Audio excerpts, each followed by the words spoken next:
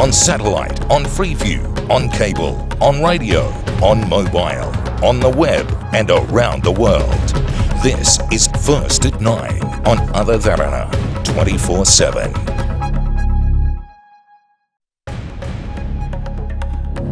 Tonight, war crimes allegations. Global Sri Lanka Forum fights alone to clear the country's image at the UNHCR. We in Sri Lanka, Sinhalese, Tamils and Muslims want to live together, not separately. Making amendments. Minister Dayasiri Jayasekara explains why provincial council elections cannot be held as LG polls to take place before January 20th. Sentenced to death. Jaffna High Court delivers the verdict on schoolgirl Sivaloganatham Vidya's murder case. Not acceptable. The UNHCR and the government condemns the action against Rohingya refugees. And in international headlines, guilty as charged. Former Thai Prime Minister Yingluck Shinawatra sentenced to 5 years in absentia.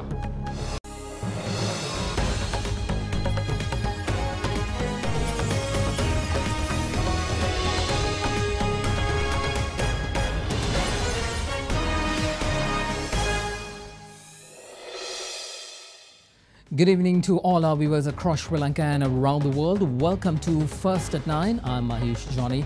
Tonight we begin on the crucial verdict delivered on a murder case. Jaffna High Court today gave the death penalty to 7 suspects who are accused of abduction, gang rape and murder of schoolgirl Sivaloganatham Vidya. The ruling was given by a 3-member judge bench today, with the chief suspect, Swiss Kumar, also sentenced to death. 18-year-old schoolgirl Sivaloganatham Vidya was abducted, raped and murdered on the 13th of May 2015 while she was on her way to school. 12 suspects were arrested in connection with the murder. The court proceedings commenced on the 12th of June 2017 under the chairmanship of High Court Judge Balendran Shashimahendran, and it was recorded in history as the first 3-member bench held at the Jaffna High Court. The 3-member bench, announcing the unanimous decision, gave the death penalty to the 7 suspects, including Swiss Kumar. The Attorney General's Department mentioned before the 3-member bench that the murder was well planned among 12 suspects, and the Attorney General filed indictments against 9 of them. Since the suspects recorded the rape and attempted to sell the footage in international markets, opinions were expressed that this could be considered as an international crime. The 700-page-long ruling was given by the 3-member bench this morning at the Jaffna High Court amid police security.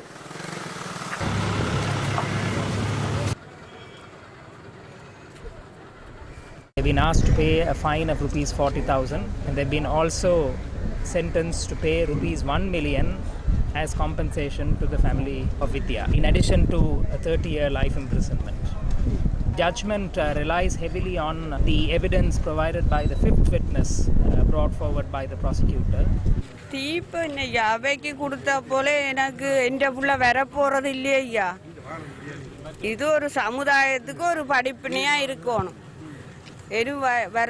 என்ன போல ஒரு தாய் அழக்கூடாதையா, என்ன போல ஒரு புள்ள ஒரு தாய் அழக்கூடாது, இப்படி ஒரு கேவலமா நடக்கவே கூடாது.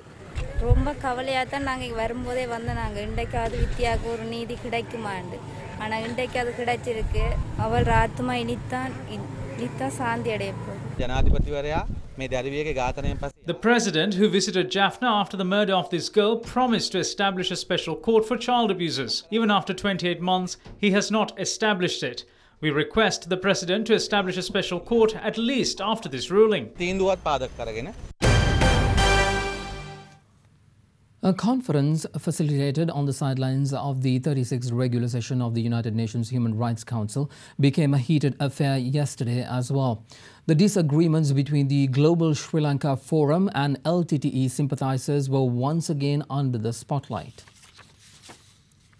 More than 30 members of the Tamil diaspora, with the leadership of General Secretary of the MDMK party V. Gopalsamy, also known as VICO, participated in a sideline conference of the 36th regular session of the UNHCR yesterday. In response, Global Sri Lanka Forum attended the conference on behalf of Sri Lanka with the participation of former parliamentarian retired Rear Admiral Sarath Weerasekara, Dr. Nalaka Godaheva, Venerable Bengamwe Nalakathera and Anuradha Yahampath. The Tamil diaspora, headed by VICO, had the opportunity to address the conference for 3 consecutive days And Vaiko had this to say during yesterday's session. On 14th August 2006, the most gruesome, cruel massacre was the dastardly bombing of the Senchole orphanage on 14th 8 2006, in which 61 girl children were brutally killed and about 170 children were grievously wounded. 5 bullets of Sri Lankan army pierced the chest of 8-year-old boy Balachandran simply because he was the son of Prabhakaran. The journalist Taraki Sivaram was shot dead on 28th April 2005 by the Sri Lankan Army Intelligence. Tamil members of Parliament, 4 members of Parliament were shot dead in broad daylight by the armed forces. The then chairman of the HRC, Madam Louise Harbour, was not permitted by the Sri Lankan government to visit the affected areas. On behalf of Tamils, I humbly pray to the HRC to erase our tears by conducting referendum so that a new dawn may usher for Elam Tamils. We cry for justice, we crave for justice.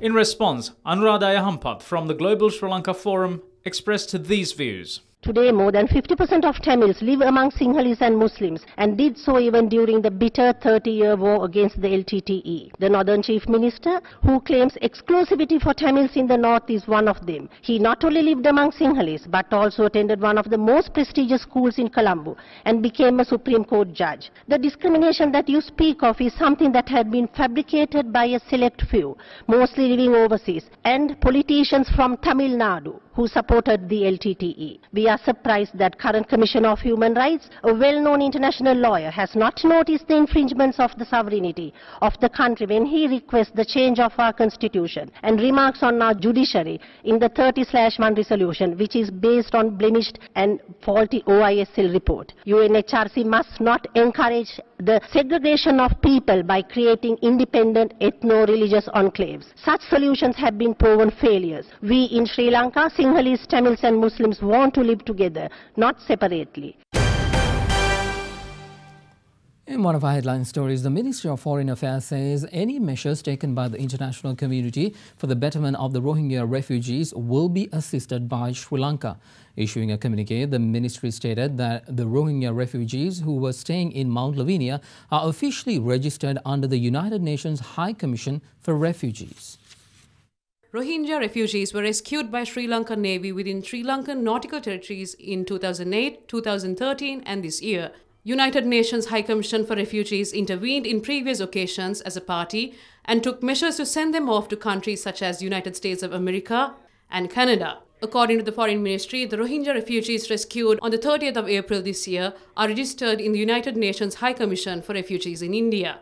A group of 30 out of those refugees in India were escaping by sea when Sri Lankan Navy arrested them about 5 months ago. They were then taken care of by the United Nations High Commission for Refugees in Sri Lanka, and later with a court order they were temporarily held in custody in a house in Mount Lavinia. Due to protests, however, they were shifted to the Booster Army camp. Speaking to media, Minister of Finance Mangala Samaravira expressed these views on the matter. I would like to condemn in the strongest possible terms the attack against Rohingya refugees who were under the care of UNHCR yesterday in Mount Lavinia by a group of thugs in robes. In fact, I condemn these actions not only as the minister in charge of media, I'm also condemning it as a Buddhist. In fact, these refugees, 30 of them from Myanmar, were rescued at sea by the Sri Lanka Navy in April this year, waiting to be resettled elsewhere in the United States or Canada. In the meantime, Sri Lanka Bar Association says legal action can be taken against those who engaged in the protest yesterday. The behavior of laymen and monks yesterday is not prudent. Police can take action against people who created chaos. The government's stance on the issue was also expressed during the cabinet media briefing today. If they attacked a refugee camp, they should be arrested, despite them being monks. If police waited until they were attacked, they too should be arrested. Meanwhile, issuing a communique, United Nations High Commissioner for Refugees in Colombo says that it is alarmed and concerned by yesterday's incident at a refugee shelter housing mostly women and children on the outskirts of Colombo. It goes on to say that UNHCR is equally concerned for the safety and security of their staff present during the incident who were providing humanitarian assistance to the refugees. UNHCR emphasizes that refugees are victims of violence and persecution who needs international protection and assistance. It goes on to say that UNHCR urges the public and all those concerned with refugees to continue extending protection and to show empathy for civilians fleeing persecution and violence. It concludes saying that in Sri Lanka, the presence of refugees and asylum seekers is authorized by the government, and with authorities, UNHCR provides assistance to refugees until longer-term solutions can be found. In other local stories, President Maithripala Sirisena emphasizes that country's development process will be taken forward with the support of the international community and a stable political consistency. He made these remarks addressing an event held in Badulla today. The event to West Badulla, Hali Ala and Al Integrated Water Supply Project in public was held under the patronage of President Maithripala Sirisena today. Project seeks to provide safe drinking water for 110,000 people in 42 Gram Nildari divisions. 2 days ago, a problematic situation arose in Parliament. We should be proud of the fact that we were able to come to an agreement after discussions to solve the matter. We should also be proud of the fact that TNA other parties representing the minorities contributed to passing of a constitutional amendment for the first time in Sri Lanka's history. Thereafter, the President made an inspection tour of the Badulla city and launched the new traffic light system. Last week, the government proved the Parliament's political stability by obtaining a two-thirds majority. At the same time, I was able to win the trust of the UN Secretary-General, High Commissioner of the Human Rights Council and the international community. Some criticized government's efforts to bridge the peace between different communities. As a principle, I would take legal action against all those who are responsible in spite of their political affiliations. Prime Minister Ranil Wickremesinghe says a number of important principles could be agreed upon through discussions of the Constitutional Assembly. He made this statement addressing a function held in Colombo yesterday. Distribution of donations to 39 co-wheels was held at Temple Trees under the patronage of Prime Minister Ranil Wickremesinghe yesterday. A group including Minister of Prison Reforms, Rehabilitation, Resettlement and Hindu Religious Affairs, DM Swaminathan, participated in the event. Under President Maithripala Sirisena, the two main parties got together and established a government in order to solve the national issue. The leader of the opposition was appointed from the Tamil National Alliance. That's how we ensured all parties were represented. Then we established a Constitutional Assembly and appointed a steering committee. We discussed our opinions for an year. The report of the committee was presented to the Constitutional Assembly last Thursday. During the discussion, we were able to pay attention to various principles. With that, we decided any member of any party could mention the stance of their party. On one hand, there's the stance of the party, while on the other are the principles we discussed. The Tamil National Alliance mentioned their traditional stance, which is to have a union of provinces. At the end, they said if the two main parties can come to an agreement on these principles, they too would consider an agreement. That's important. Since they made the statement, Sri Lanka Freedom Party, the UNP and the other parties should come to the same stance.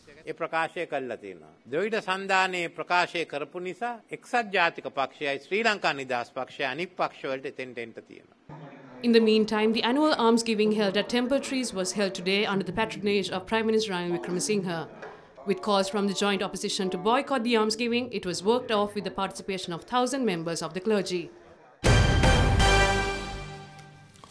Cabinet co-spokesperson Dayasri Jayasekara says that the postponement of elections is inevitable as two elections cannot be held in one day. He made this remark at the Cabinet media briefing held in Colombo today. A cabinet decision was made to recall nominations from Pudukkudurippu and Muhudubadapattu Pradesha Sabhas and a gazette to be published in this regard. Furthermore, a committee is appointed to look into shortages of delimitation. Everyone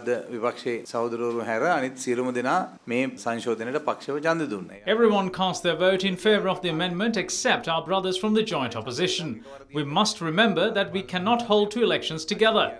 We have made arrangements to hold local government elections together with the Elections Commissioner. 3 provincial councils have already expired. As proposed, where a member of the Pradesh Sabha is appointed to each electorate, we will introduce a similar system for the provincial councils as well. The Elections Commissioner hopes to first hold local government elections by the 20th of January or earlier if possible, and it is only then we can hold provincial council elections. We cannot have provincial council elections without holding local government elections.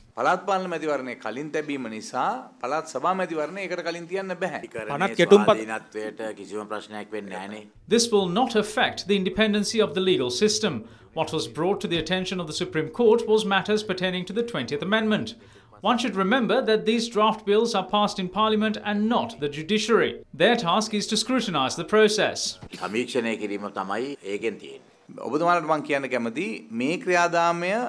wish to say that the Attorney General told us that the process we follow does not go against the Supreme Court or the Constitution. If amendments are done to a draft bill, it's done with advice of the Attorney General.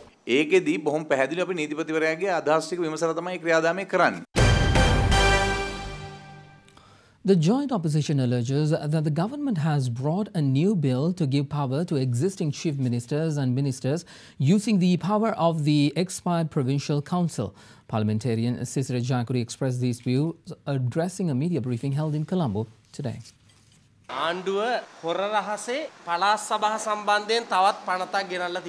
The government has secretly brought another bill on provincial councils. It is the Provincial Council Election Amendment Bill, and we filed a petition in the Supreme Court against it yesterday. The government is trying to hand over power of the expiring provincial councils to the existing chief ministers and ministers. The government tabled this bill only to bring in that amendment.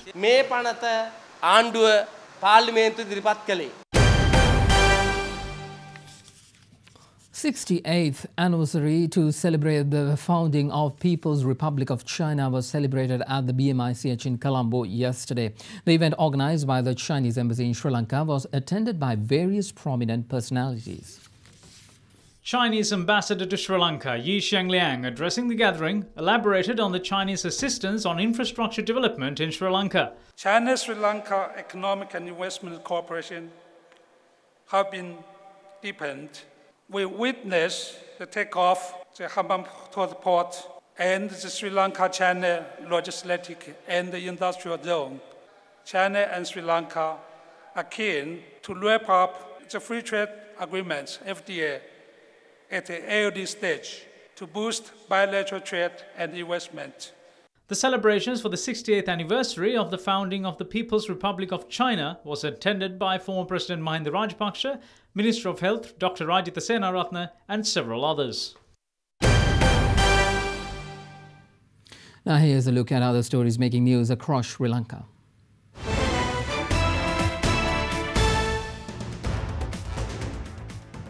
The employees of the Magampura port in Hambantota commenced a token strike today. The strike was worked off in order to call on the authorities to secure jobs of 467 employees of the port, which they say were compromised by an agreement with China Merchant Port Holdings Company. The Voice of Anti-Corruption claims illegal sale of machinery belonging to the Kantale sugar factory is taking place under the pretext of a new investment. MP Vasantha Samarasinghe, who addressed a media briefing today, said they have informed the Prime Minister and the relevant ministers and the officials of the matter, requesting immediate action against the alleged illegal operation. Residents of the Thamuthegama Divisional Secretariat in Anuradhapura staged a protest today, highlighting their grievances over human-elephant conflict. The protesters say they are regularly affected by the presence of wild elephants and forcefully enter the district secretariat. You are watching Sri Lanka's award-winning news channel, Derana 24/7.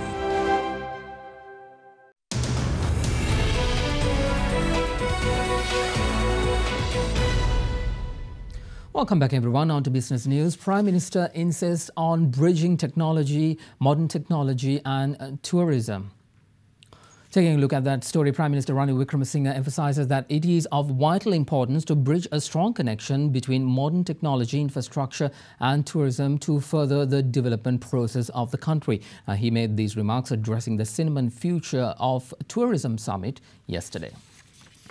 Themed as Technology, Innovation and Authenticity, the Future of Tourism Summit this year saw many distinguished travel and tourism experts from around the world. During her keynote address, CNN travel editor Brecky Fletcher explained the importance of understanding tomorrow's traveller. Tomorrow's traveller is globally aware. They know the world backwards and forwards. The world is small to them. They are attracted to images, things that are beautiful, things that are transporting, things that inspire them to add a destination to their bucket list. We're also talking about a generation that's fully mobile, their life in their hand, everything that they do, every conversation that they have, every pathway that they search, all in their hands. Meanwhile, Prime Minister Ranil Wickremesinghe elaborated on the importance of infrastructure and technological connectivity. Asia is going to drive the international tourism growth. Two factors have contributed. One, the Asian economic development which has taken place after the 1970s. Secondly, the new technology, the information technology, which means by about 2030, Asia-Pacific sector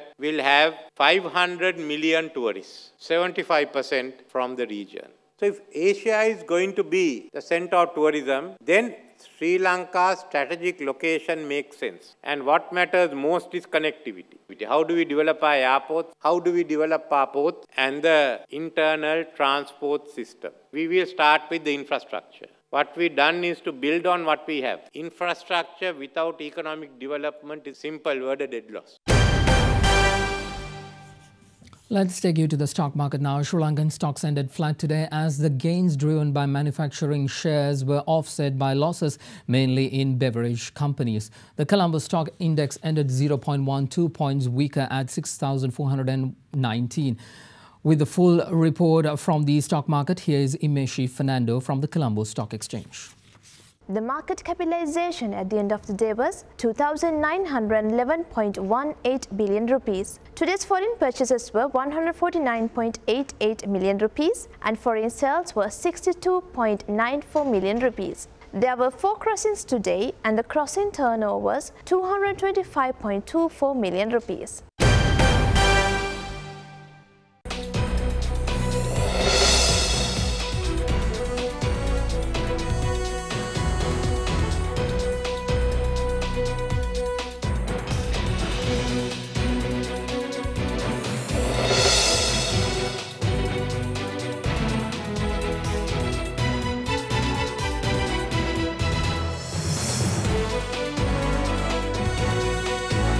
You are watching Sri Lanka's trusted news brand, Derana 24/7.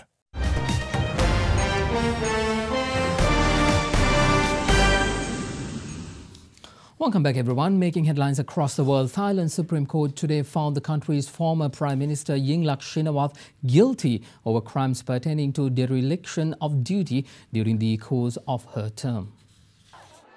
The former Prime Minister of Thailand, Yingluck Shinawatra, was today sentenced to 5 years in prison over crimes connected to a failed rice subsidy scheme. The rice subsidy scheme on the market prices of rice and the labour force was introduced in 2011. However, the scheme failed with a loss of $8 billion, resulting in a 5-year ban of Yingluck Shinawatra from politics in 2015. The former Prime Minister has allegedly fled the country ahead of the court hearing and her whereabouts are still unknown.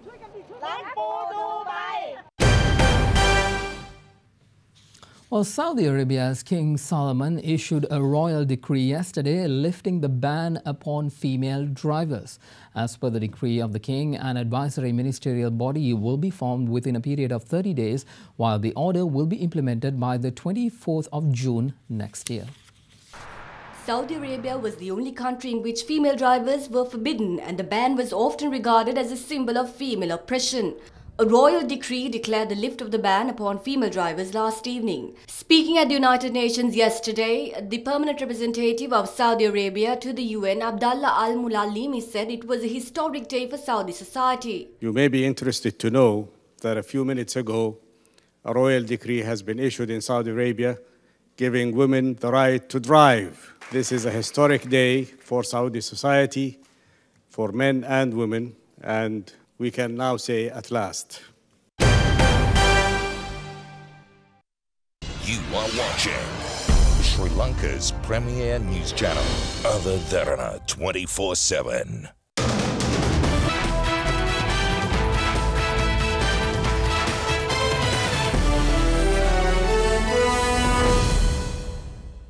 On to sports now. The first test match of the Sri Lankan tour of Pakistan, which will be held in the UAE, will be held tomorrow at the Sheikh Zayed Stadium in Abu Dhabi. The Sri Lanka tour of Pakistan comprises of 2 test matches, 5 one-day internationals and 2 T20s.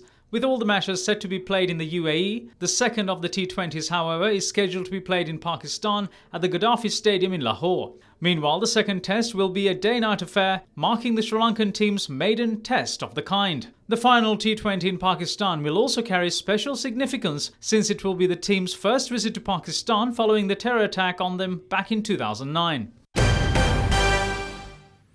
Also in sports, Japan filed a protest today against the organizing committee of the Pyeongchang Winter Olympics following the omission of the country from a map on the official website. Responding to the protest, the Pyeongchang Organizing Committee stated that the omission of Japan was a mere mistake and that the purpose of the map was not to indicate the participating countries. However, Japan demanded the correction of the map. 今朝スポーツ庁の方から在京韓国大使に指摘し、早急な是正を申し入れたところであります。極めて不適切であって、その都度政府としては強く抗議をし、そこを是正するように求めている。政府としてはそこはしっかりやっていきたいというふうに思います。You are watching Sri Lanka's #1 news channel, Other Derana 24/7. Dhammike Kanake is at the Other Derana Weather Centre with tomorrow's weather.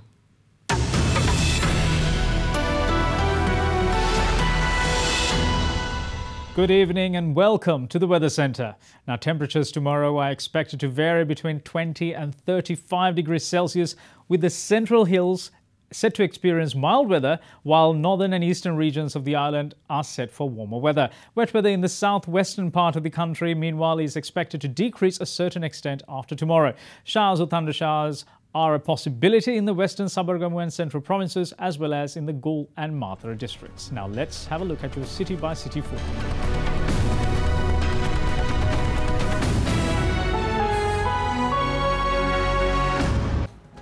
And that is a part of your world tonight right here on Other Derana 24/7. I'm Mahesh Johnny, and First at 9 will return tomorrow with the very latest. Be sure to join us then. And before we wrap things up for tonight, we like to take you to Al-Kadua Tea Plantation, located about 14 kilometers from Mathale. The plantation houses the beautiful Sembuatta Lake that attracts many local and foreign tourists. Thank you very much for joining us. Good night.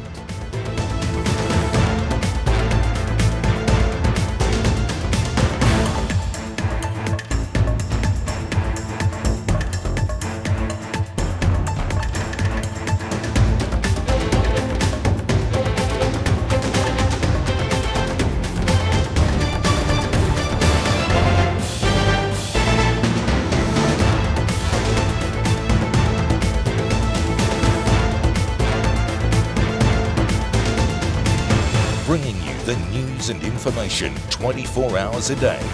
This is Sri Lanka's premier news channel, Other Derana 24/7.